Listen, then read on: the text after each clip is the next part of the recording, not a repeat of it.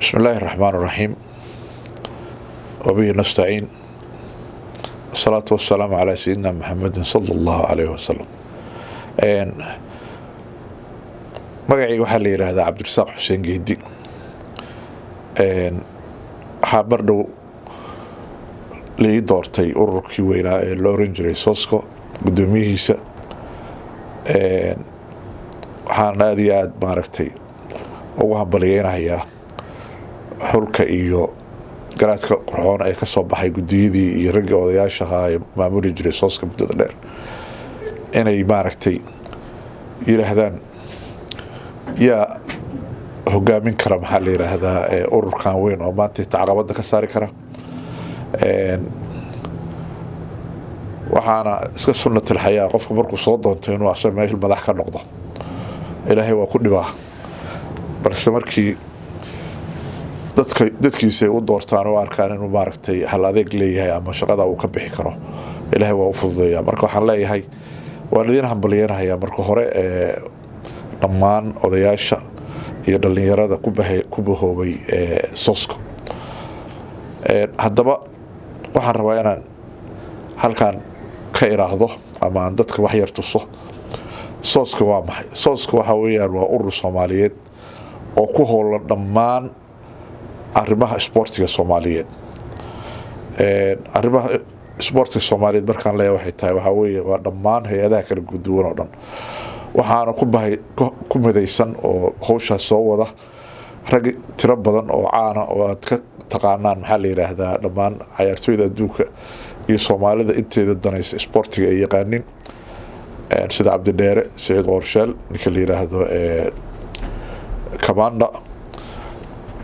Liibaan adigu rag badan oo saas oo kala ayaa ku bahaysan shaqada aan qabanana waxay tahay ama intaas uu qabanayo waxay tahay diyaarinta iyo carbinta dhalinyarada Soomaaliyeed sida ay uga samatay bixin lahaayeen waxyaabaha xun waa taqaanaan carruurta markay yar yihiin energy badan bay leeyihiin energygaas biological haddaysan helin meel ay ku lumiyaan waxaa dhici doonta inay la aadaan meelaha maaragtay ay dadka xuni joogaan ama ay ka dhacayaan crimeska iyo waxyaabaha xun inta ay faraaqada leeyihiin marka anaga doorkayga waxa weeye inay carruurta samata bixino waxaanu ku bilownaa tababarka ayagoo 10 sano jira waxaan kaloo maaligtay tababarnaa carruurta 10 sano jirta kuwa maaragtay 14 sano jira ilaa 22 waxaanu diyaarinaa maxfaladii iyo meelihii ay ku ciyaari jireen waan diyaarinaa sanadkoo dhanna waan ku howlanahay in sportigaas qabanno si ardayga markuu ciyaarta u soo dhameesto sidoo daalan uu tago waxaan kaloo qorshahayaga uu yahay in la helo dad Soomaaliyeed oo sumcadda Soomaaliyeed kor u qaada ee ka qayb gala ciyaaraha badan ee professionalka daba waxaan rabnaa dhammaan waalidiinta Soomaaliyeed inay horta saa u ogaadaan ururkan goorma la dhisay waxaa laga yaabaa dad badan inaysan garanayn laakiin Soomaalida waxa ururka ugu caansan weeye ugu dheer ugu facdheer waxa la aasaasay 1989 markii ugu horeysay oo la soo Soomaalida soo bilaabmeen inay Canada soo galaan carruur badan ayagoo wata ayaa rag isku taxaluujiyeen inay dhisaan urur ka badbaadsho ummadda Soomaaliyeed iyo carruurtooda fawaaxishta iyo waxa xun ciyaaraha aan qabanno waxaa ka mid ah samarka oo aan u qabanno waxa ciyaaraha samarka la qabto sida sakarka ama waxa loo yaqaan footballka orodada waxaan kaloo qabanaa waqtiyada qabowga basketballka ayaanu qabanaa waxaanu heedaha la raadinaa oo tababar badan siinaa carruurta yaryar baseballka iyo maxaa la yiraahdaa iyo